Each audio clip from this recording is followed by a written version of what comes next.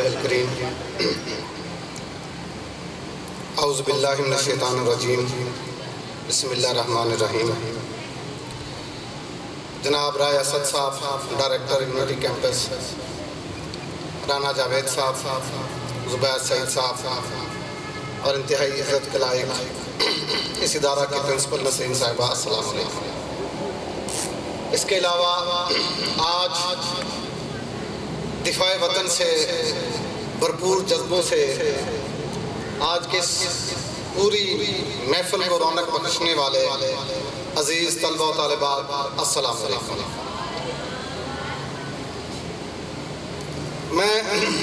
Madam صاحبہ نے جس طرح ایک پوری تاریخ تحریک پاکستان، تشکیل پاکستان، تعمیر پاکستان اور تحفظ پاکستان کے حوالے سے جس پیرائی میں بات کی ہے، ان کی بولنے کے بعد اب میرے خیال میں کچھ ایسی گنجائش نہیں رہ گئی کہ میں یہاں پر کچھ بول سکوں۔ بہت اچھے انداز سے انہوں نے بچوں کو بھی، بڑوں کو بھی اور ہر طبقہ فکر کو ملک پاکستان کی تعمیر و تحفظ کے حوالے سے جس طرح پیغام دیا ہے وہ بڑا قابل ستائش ہے۔ یہ پروگرام جو آج ہم یہاں پر کر رہے ہیں، میں یہ بچوں سے یہ ہم کلام ہو رہا ہوں، یہ صرف یہ نہیں ہے کہ یہاں پر آ کے ہم نے آرٹیفیشلی یہ مطلب گنز وغیرہ چلا دی، جھنڈے لہرا دی اور آج کا دن کا مقصد پورا ہو گیا۔ آپ کو بتانا مقصود یہ ہے کہ آج کس دن کی اہمیت کیا ہے، یہ کیوں ہم منا رہے ہیں، یہ انڈیا یا پاکستان کا کیا آپس میں جھگڑا ہے۔ یہ تاریخ اس طرح نہیں کہ صرف آپ نے یہ دیکھ لیں، بلکہ کتابوں میں پڑھیں اور سمجھیں کہ یہ ہمارا ملک پاکستان ہے جو 6 سپٹمبر آج ہم یہاں پر سیلیبریٹ کر رہے ہیں، وہ کیوں منا رہے ہیں۔ اگر انڈیا کو ہم پر حملہ کرنے کی نوبت آئی تو کیوں آئی، اور ہم نے اگر اس کا دفاع کیا اپنی جانیں دے کر تو کیوں کیا۔ تو یہ تاریخ آپ کو سمجھنا ہے، اور آپ میں سے ہر جو اسٹوڈنٹ یہاں پر موجود ہے وہ پروگراموں کو دیکھنے کے بعد ضرور اس کے دل میں یہ جذبہ پیدا ہو رہا ہوگا کہ میں بھی اپنے ملک کی تحفظ کے لیے جو کچھ ہو سکے گا وہ کروں گا۔ تو بات مختصر کرتا ہوں کہ وہ ہم میں سے جتنے طبقے بھی ہیں، یہ صرف آرمی کا فرض نہیں ہے کہ اس ملک کی حفاظت کرے، اور یہ بات ہمیشہ ہم میں سے ہر طبقہ فکر کو بھی اپنے پلے باندھ لینی چاہیے کہ کوئی ایک ادارہ، کوئی ایک انسٹیٹیوشن اس ملک کا ذمہ دار نہیں ہو سکتا۔ وہ فوج ہے، وہ عدلیہ ہے، وہ انتظامیہ ہے، وہ سیاستدان ہیں، وہ اسٹوڈنٹس ہیں، وہ ٹیچرز ہیں، انجینئر ہیں، علماء کرام ہیں۔ ہر طبقے کا اتنا ہی رول ہے جتنا کہ آرمی کا ہے۔ آرمی بھلے جتنے سرحدوں پر پہرے دے لے، اگر ہماری یہ نظریاتی سرحدیں جو اس ملک کے اندر تعلیم دی جا رہی ہے، جس ملک کے اندر لوگوں کو سہولیات دی جا رہی ہیں، جس ملک کے لوگوں کو انصاف دیا جا رہا ہے، اگر وہ ٹھیک نہیں ہوگا تو کوئی بھی بندوق، کوئی توپ، کوئی اسلحہ کسی ملک کو محفوظ نہیں رہ سکتا جب تک کہ اس ملک کے اندر سماجی اور نظریاتی جو انصاف ہے وہ نہیں ہوگا۔ اور ہمیں بحثیت قوم یہ جو ہم 6 سپٹمبر آج سیلیبریٹ کریں، کس چیز کا پیغام ہے؟ اتحاد کا، اتفاق کا،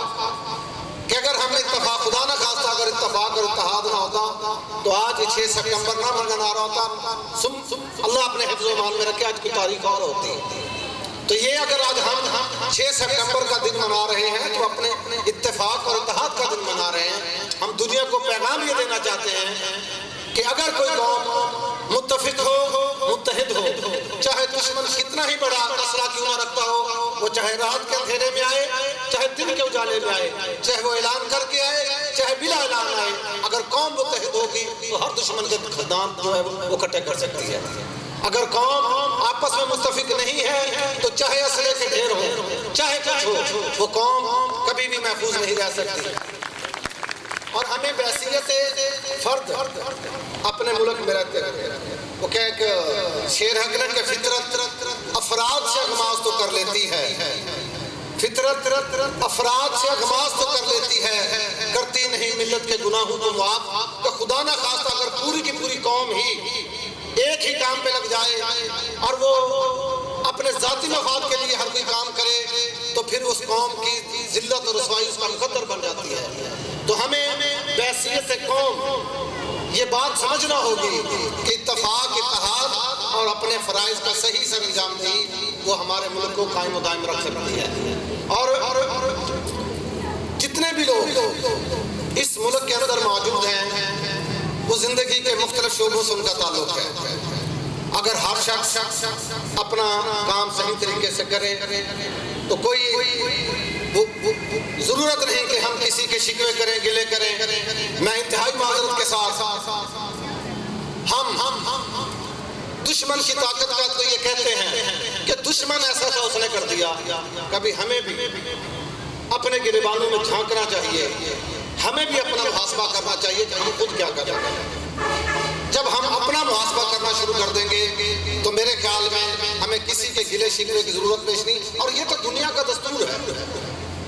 یہ اصول فطرت ہے کہ جس کے پاس طاقت ہے حکم اسی کا چلتا ہے۔ ہم اپنی پوری تاریخ پڑھ لیں، جب ہم اقتدار میں تھے، طاقت ہمارے پاس تھی، ہم میں اختیار تھا،